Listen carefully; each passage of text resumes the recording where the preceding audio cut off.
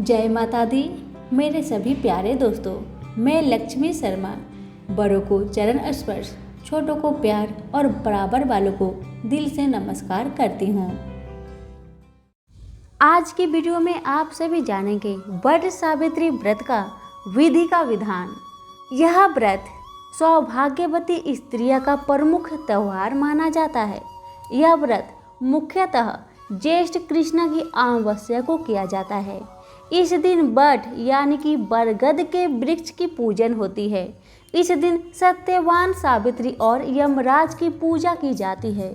महिलाएं इस व्रत को अखंड सौभाग्यवती अर्थात अपने पति की लंबी आयु, सेहत तथा तरक्की के लिए करती है। सावित्री ने इसी व्रत के द्वारा अपने पति सत्यवान को धर्मराज जी से छीन लाई थी। इस दिन महिलाएं सुबह बाल सहित स्नान करती है और उसके पश्चात एक बांस की टोकरी में रेत भरकर ब्रह्मा की मूर्ति स्थापना करती है और ब्रह्मा के वाम पार्श्व में सावित्री की मूर्ति स्थापित करनी चाहिए। इसी प्रकार दूसरी टोकरी में सत्यवान तथा सावित्री की मूर्तियां स्थापित करें। दोनों टोकरियां वट वृक्ष के नीचे रखनी चाहिए। सर्वप्रथम ब्रह्मा और सावित्री का पूजन करना चाहिए। उसके बाद सत्यवान तथा सावित्री की पूजन करें तथा वट के पेड़ को पानी दे। जल, फूल, मौली रौली, कच्चा सूत, भिगोया चना, गुड़ तथा धूप दीप से वट वृक्ष की पूजा करी जाती है। वट वृक्ष को जल चढ़ाकर उसके तने के चारों ओर कच्चा धागा लपेटकर 3 बार परिक्रमा करें। वट के पत्ते के गहने पहनकर वट सावित्री की कथा सुननी चाहिए। भीगे हुए चने का वायना निकालकर उस पर रुपए रखकर अपनी सास को दे तथा उनका आशीर्वाद प्राप्त करे। यदि सास दूर हो तो वायना बनाकर वहां भेज दे। वट तथा सावित्री की पूजा के बाद प्रतिदिन पान, सिंदूर तथा कुमकुम से सुहागिन स्त्री की पूजा का भी विधान है। पूजा के समाप्त होने पर ब्राह्मणों को वस्त्र तथा फल आदि बांस के पत्ते में रखकर दान करनी चाहिए। यदि आपके आसपास कोई वट वृक्ष नहीं हो तो दीवार पर वट वृक्ष की तस्वीर लगाकर इसके पश्चात वट सावित्री की कथा सुननी चाहिए। अब आइए सुनते हैं वट सावित्री की व्रत कथा। मद्र देश में अश्वपति नाम के धर्मात्मा राजा राज्य करते थे। उनका कोई भी संतान नहीं थी। राजा ने संतान के हेतु यज्ञ करवाया। कुछ समय बाद उन्हें एक कन्या की प्राप्ति हुई। उसका नाम उन्होंने सावित्री रखा। विवाह योग होने पर सावित्री को वर खोजने के लिए कहा गया तो उसने धूमतसेन के पुत्र सत्यवान को पति रूप में वरण किया। यह बात जब नारद जी को मालूम हुई तो वे राजा अश्वपति से बोले कि सत्यवान अल्प आयु है, 1 वर्ष बाद ही उसकी मृत्यु हो जाएगी।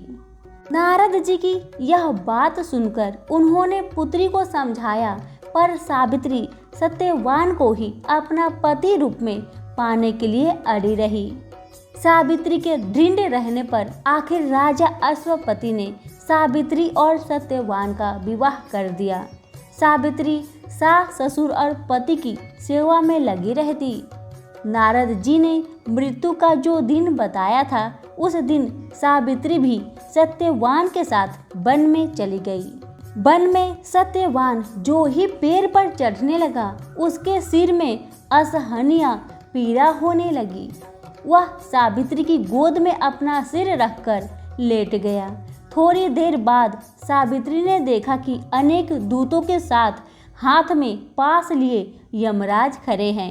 यमराज सत्यवान के अंगु प्रमाण जीव को लेकर दक्षिण दिशा की ओर चल दिए। सावित्री को आते देख यमराज ने कहा, हे पति परायणे, जहाँ तक मनुष्य साथ दे सकता है तुमने अपने पति का साथ दे दिया, अब तुम घर लौट जाओ। सावित्री ने कहा, जहाँ तक मेरे पति जाएंगे वहाँ तक मुझे जाना चाहिए, यही सनातन सत्य है। यमराज ने सावित्री की धर्मपरायण वाणी सुनकर वर मांगने को कहा। सावित्री ने कहा, मेरे सास ससुर अंधे हैं, उन्हें नेत्र ज्योति दे। यमराज ने तथास्तु कहकर उसे घर लौट जाने को कहा, किंतु सावित्री उसी प्रकार यम के पीछे पीछे चलती रही। यमराज ने उनसे पुनः वर मांगने को कहा। सावित्री ने वर मांगा, मेरे सास ससुर का खोया हुआ राज्य उन्हें वापस मिल जाए। यमराज ने तथास्तु कहकर उसे लौट जाने को कहा, परंतु सावित्री अड़ी रही। सावित्री की पति भक्ति व निष्ठा देखकर यमराज जी पिघल गए। उन्होंने एक और वर मांगने के लिए कहा। तब सावित्री ने वर मांगा, मैं सत्यवान के पुत्रों की माँ बनना चाहती हूँ, कृपा करके आप मुझे यह वरदान दीजिए। सावित्री की पति भक्ति से प्रसन्न हो इस अंतिम वरदान को देते हुए यमराज जी ने सत्यवान को पास से मुक्त कर दिए और अदृश्य हो गए। सावित्री अब उसी बट वृक्ष के पास आई।